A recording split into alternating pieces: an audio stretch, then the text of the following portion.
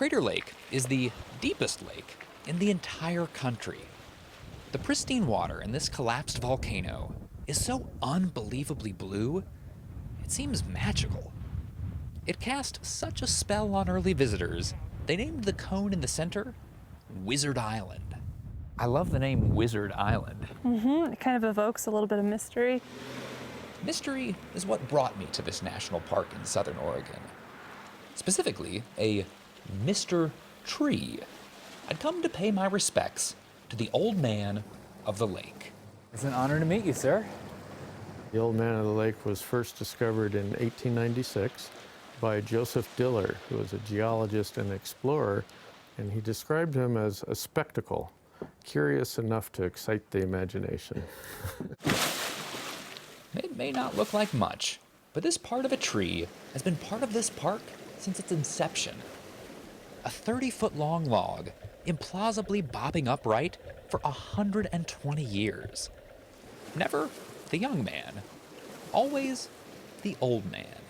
He's always been the old man of the lake. He's like the Larry King of stumps. He must have been young at some point, we just don't know. Mark Buktenica is an aquatic ecologist for the park. As he monitors the water quality of Crater Lake, he also ends up monitoring the movements of the old man. That's right, this seemingly unsinkable tree gets around. You would think that the 4 foot above the water would act as a little sail, but sometimes he'll move all the way across the lake against the wind. It's as if he has a mind of his own. The old man can travel miles in a single day. Today, he's close to the shore. Tomorrow, he could be in the middle of the lake. In the 1930s, the government commissioned a study of his movements. In their log of the log, rangers observed the old man move over 60 miles in less than 3 months.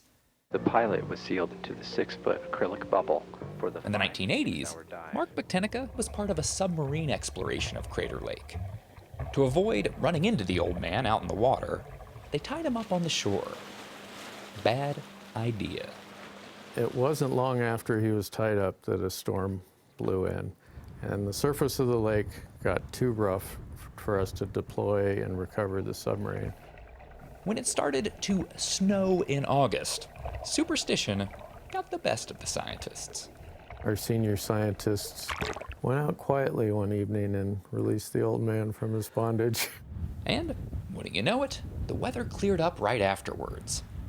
As Jennifer Evans explains, it's stories like that that have helped the old man take root in the imaginations of visitors. He kind of became a bit of a celebrity, I guess, of Crater Lake. And inquiring minds want to know, why hasn't the old man sunk? Rocks may have once weighed down the roots, waterlogging the bottom while the sun dried out the top. But Mark Buktenica isn't as concerned with the why. I think maybe some questions should remain unanswered. That maybe it's part of the human condition to believe in a little bit of mystery and the interconnectedness of all things. So as a scientist, you're okay with maybe not knowing? I'm okay with not knowing. As the old man bobs across the water, perhaps that's what he's trying to teach us with his travels. Sometimes it's fun to be stumped.